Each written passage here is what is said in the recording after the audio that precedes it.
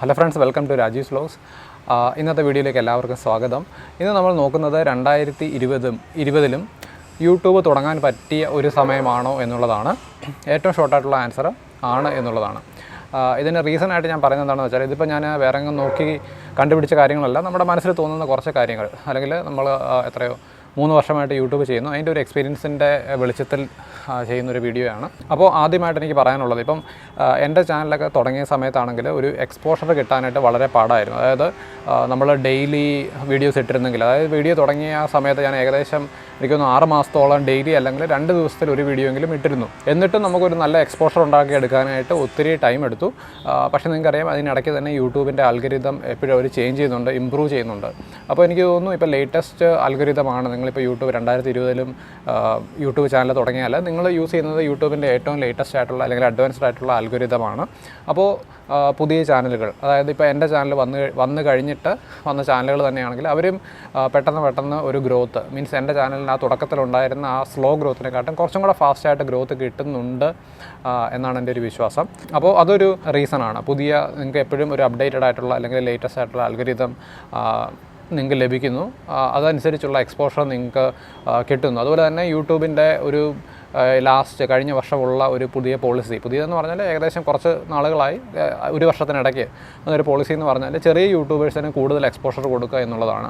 അപ്പോൾ ആ പോളിസി അനുസരിച്ച് പുതിയതായിട്ട് വരുന്ന ആൾക്കാർക്ക് കുറച്ചും കൂടെ എക്സ്പോഷർ കിട്ടും. പക്ഷേ നിങ്ങൾ ആ മിനിമം റിക്വയർമെൻറ്റ് മീറ്റ് ചെയ്ത് കഴിഞ്ഞാൽ മാത്രമേ ഈ കാര്യങ്ങൾ നിങ്ങൾക്ക് അച്ചീവ് ചെയ്യാൻ സാധിക്കത്തുള്ളൂ, അല്ലെങ്കിൽ ഒരു ഫാസ്റ്റ് ഗ്രോത്ത് പ്രതീക്ഷിക്കാൻ സാധിക്കത്തുള്ളൂ. അതുപോലെ തന്നെ യൂട്യൂബ് ആൽഗോരിതം, ഇവിടെ കുറച്ച് സൗണ്ടൊക്കെ ഉണ്ട്, നിങ്ങൾക്ക് കേൾക്കാൻ പറ്റുന്നില്ലെന്ന് ഞാൻ വിചാരിക്കുന്നു. കുറേ കൺസ്ട്രക്ഷൻ പരിപാടിയൊക്കെ പുറകിൽ നടക്കുന്നുണ്ട്.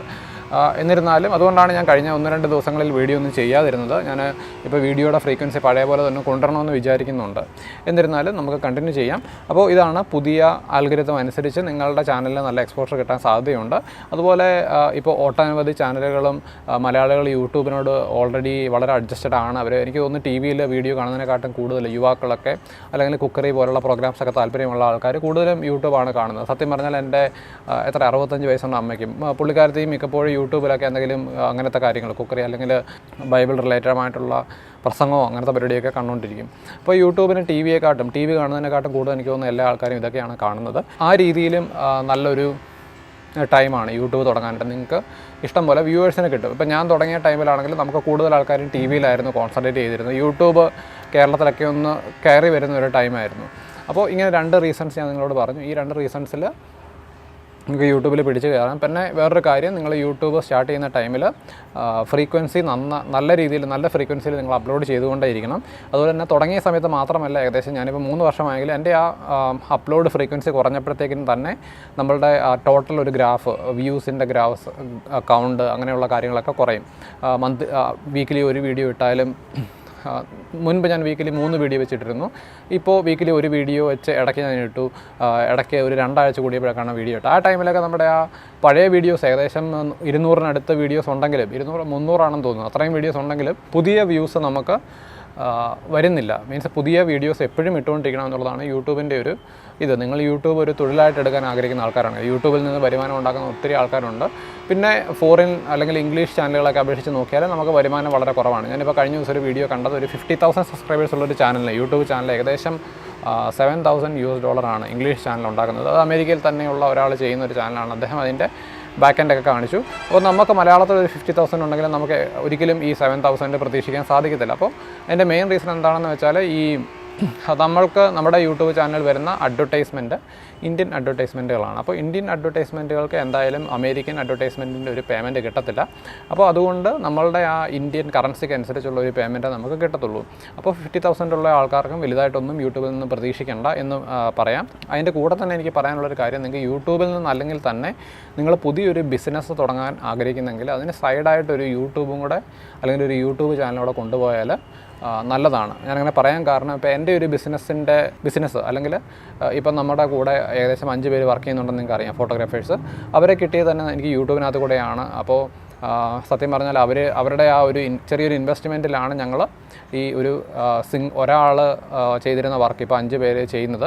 അവർക്ക് പഠിക്കാനുമുള്ള ഒരു ചാൻസും കൂടെയാണ്. പ്രൊഫഷണൽ ഫോട്ടോഗ്രാഫി അല്ലെങ്കിൽ ബേബി ഫോട്ടോഗ്രാഫിയാണ് നമ്മൾ ചെയ്യുന്നത്, എങ്കിലും അവർക്ക് പഠിക്കാനുള്ളൊരു ചാൻസും കൂടെയാണ് നമ്മളിതിനകത്ത് കൂടെ കൊടുക്കുന്നത്. അങ്ങനെയുള്ള ഒരു ബിസിനസ് ഓപ്പർച്യൂണിറ്റി നിങ്ങൾക്ക് സെപ്പറേറ്റ് ആയിട്ട് ക്രിയേറ്റ് ചെയ്യാം. യൂട്യൂബിൽ നിന്ന് വരുന്ന ആ ഒരു വരുമാനം മാത്രം കണ്ടുകൊണ്ട് ചെയ്യാതെ ജസ്റ്റ് നമുക്ക് വേറൊരു ബിസിനസ് നിങ്ങളുടെ മനസ്സിലുണ്ട്. അപ്പോൾ ഒരു യൂട്യൂബ് ചാനൽ നിങ്ങൾ ഗ്രോ ചെയ്ത് കൊണ്ടുവന്ന് കഴിഞ്ഞാൽ ഏകദേശം ഒരു 10,000 സബ്സ്ക്രൈബൊക്കെ ആയിക്കഴിഞ്ഞാൽ നിങ്ങൾക്ക് നിങ്ങളുടെ ആ ഒരു ബിസിനസ്സിനെ നിങ്ങൾക്ക് യൂട്യൂബിലൂടെ ആൾക്കാരിൽ എത്തിക്കാൻ സാധിക്കും. അപ്പോൾ അങ്ങനെ ഒരു ബിസിനസ് മനസ്സിൽ കണ്ടുകൊണ്ട് നിങ്ങൾ ഒരു യൂട്യൂബ് ചാനൽ തുടങ്ങിയാൽ നല്ലതായിരിക്കും. ഇപ്പം നിങ്ങൾക്ക് എന്തെങ്കിലുമൊക്കെ ഉണ്ടാക്കാൻ കഴിവുള്ളൊരു വ്യക്തിയാണെങ്കിൽ, ഇപ്പം ഉദാഹരണത്തിന് എന്തെങ്കിലുമൊക്കെ കുട്ടികളുടെ കളിപ്പാട്ടങ്ങൾ, നമുക്കിപ്പം പ്ലാസ്റ്റിക് ടോയ്സാണ് ഒത്തിരി കിട്ടുന്നത്. ഞാനൊരു ഉദാഹരണം പറയുന്നതാണ്, എൻ്റെ മനസ്സിൽ ഇപ്പോൾ പെട്ടെന്ന് വന്നൊരു കാര്യം.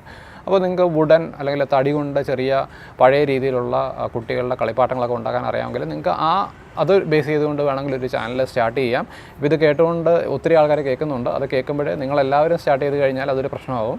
പ്രശ്നം എന്ന് പറഞ്ഞാൽ കോമ്പറ്റീഷൻ ഭയങ്കര കൂടുതലായിരിക്കും. അപ്പോൾ ഞാനൊരു ജസ്റ്റ് ഒരു ഉദാഹരണം പറഞ്ഞതാണ്. അപ്പോൾ അങ്ങനെ ഒരു സൈഡ് ബിസിനസ് നിങ്ങൾ തുടങ്ങി അതിൻ്റെ കൂടെ നിങ്ങൾക്ക് 10,000 സബ്സ്ക്രൈബേഴ്സ് ഉള്ളൊരു ചാനലുണ്ട്. അങ്ങനെയാണെങ്കിൽ നിങ്ങൾക്ക് ഈ യൂട്യൂബ് ചാനൽ നിങ്ങൾക്ക് കാണിക്കാം, ഇങ്ങനെയാണ് തടി കൊണ്ടുള്ള സാധനങ്ങൾ ഉണ്ടാക്കുന്നതെന്നൊക്കെ പറഞ്ഞ് നിങ്ങൾക്ക് കാണിക്കാം. അപ്പോൾ അങ്ങനെ കാണിച്ച് കഴിയുമ്പോൾ ആൾക്കാർ നിങ്ങളുടെ കയ്യിൽ നിന്ന് വാങ്ങാനും മുതിരും, യൂട്യൂബ് വീഡിയോ കാണുന്ന ആൾക്കാർ. വേറൊരു ഉദാഹരണം പറഞ്ഞാൽ ഇപ്പോൾ ബാംഗ്ലൂരൊക്കെ ആണെങ്കിൽ ലെഗ് അല്ലെങ്കിൽ ഹാൻഡ് കാസ്റ്റിംഗ് എന്നൊക്കെ പറയുന്നൊരു പരിപാടിയുണ്ട്. അതായത് നിങ്ങളുടെ കുഞ്ഞു കുട്ടികളുടെ ഏകദേശം 2 മാസം 3 മാസമുള്ള കുട്ടികളുടെ കൈയും ഒക്കെ ഒരു കാസ്റ്റിനകത്ത് വെച്ചിട്ട് എന്തോ ഒരു ഗം പോലൊരു സാധനമാണ് അതിനകത്ത് വെച്ചിട്ട് അവരുടെ കൈ പോലെ തന്നെ ഒരു സാധനം മോൾഡ് ചെയ്തെടുക്കുന്നു. 3D മോൾഡിംഗ് ആണോ എന്തോ എനിക്കറിയില്ല, 3D ഒരു സംഭവം ഉണ്ടല്ലോ, അതിൽ അവർ ചെയ്യുന്നതാണ്. അപ്പോൾ അങ്ങനെയുള്ള ബിസിനസ് നിങ്ങൾക്ക് വേണമെങ്കിൽ എങ്ങനെയാണ് ഇത് ചെയ്യുന്നതെന്നൊക്കെ കാണിച്ചുകൊണ്ട് ഒരു യൂട്യൂബ് ചാനൽ, അല്ലെങ്കിൽ പുതിയ കുട്ടികളും പേരൻസും വരുമ്പോൾ അവരെ പരിചയപ്പെടുത്തി കുറച്ച് വീഡിയോസ്, അങ്ങനത്തെ കാര്യങ്ങളൊക്കെ എൻ്റർടൈനിങ് ആയ രീതിയിൽ ചെയ്താൽ അങ്ങനെ നിങ്ങൾക്ക് ഒരു ബിസിനസ് യൂട്യൂബുമായിട്ട് ലിങ്ക് ചെയ്യാമെന്നാണ് ഞാൻ പറയുന്നത്. ഇനി അവസാനമായിട്ട് എനിക്ക് പറയാനുള്ള കാര്യം, നിങ്ങൾക്കറിയാം പുതിയ കുട്ടികളെ റിലേറ്റഡ് ആയിട്ടുള്ള കുറച്ച് നിയമങ്ങൾ യൂട്യൂബിൽ വന്നിട്ടുണ്ട്. ആ കാര്യങ്ങൾ നിങ്ങൾ ശ്രദ്ധിക്കുക. പക്ഷേ എനിക്ക് തോന്നുന്നു ഇതൊരു റെഗുലർ രീതിയിൽ പോകുന്നത്, അതായത് സ്വന്തം കാര്യങ്ങൾ അല്ലെങ്കിൽ സ്വന്തമായ കണ്ടൻറ്റ് അപ്ലോഡ് ചെയ്യുന്ന ആൾക്കാർ അത് വലുതായിട്ട് അഫക്റ്റ് ചെയ്യത്തില്ല. അത് എന്ന് പറയുന്നത് കുട്ടികൾ കണ്ടാലും ഒരു പ്രശ്നം ഉണ്ടാകത്തില്ല.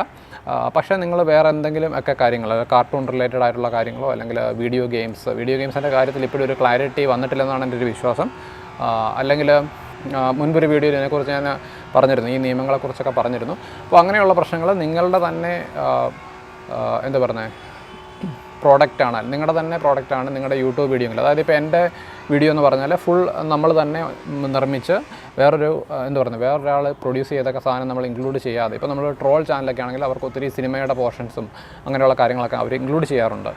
ചിലപ്പോൾ അതൊരു പ്രശ്നമായി തീരാം ഫ്യൂച്ചറിൽ. എങ്കിലും പക്ഷേ നിങ്ങളുടേതായിട്ടുള്ള കുക്കറി ചാനൽ, അത് നിങ്ങളുടെ എല്ലാ കാര്യങ്ങളും നിങ്ങളുടെ തന്നെയാണ് കാണിക്കുന്നത്, എക്സ്റ്റേണലായിട്ടൊന്നും അതിനകത്ത് കാണിക്കുന്നില്ല.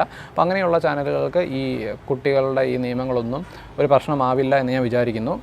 എന്നിരുന്നാലും നിങ്ങൾക്കറിയാം എനിക്കൊരു ഗെയിമിംഗ് ചാനലുണ്ട്, അപ്ലോഡും ചെയ്യുന്നുണ്ട്, പ്രശ്നങ്ങളൊന്നും ഇതുവരെ ഉണ്ടായിട്ടില്ല. ഇനി വേറൊരു കാര്യം, അത് എന്താ പറയുന്നത് മോണിറ്റൈസ് ചെയ്യാനായിട്ടുള്ള ഒരു ചാൻസ് ഒന്നും ആ ചാനലിന് ഇല്ല. കാരണം നമുക്ക് 40 സബ്സ്ക്രൈബേഴ്സോ എന്തോ ആണ് അതിനകത്തുള്ളത്.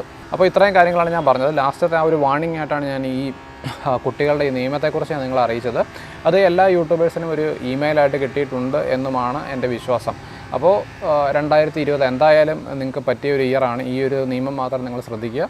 ബാക്കി കാര്യങ്ങളൊക്കെ ഓക്കെയാണ് അല്ലെങ്കിൽ ബെറ്ററാണ് എന്നാണ് എൻ്റെ ഒരു വിശ്വാസം. അപ്പോൾ എന്തായാലും വീഡിയോ കണ്ട എല്ലാ ആൾക്കാർക്കും നന്ദി. അതുപോലെ തന്നെ ഈ സൗണ്ട് നിങ്ങളെ ഡിസ്റ്റർബ് ചെയ്തെങ്കിൽ ക്ഷമിക്കുക, നമുക്ക് വേറൊരു ഓപ്ഷൻ ഇല്ല. എന്നിരുന്നാലും വീഡിയോ കണ്ട എല്ലാവർക്കും നന്ദി. അടുത്ത വീഡിയോയിൽ കാണുന്നത് വരെ ബൈ.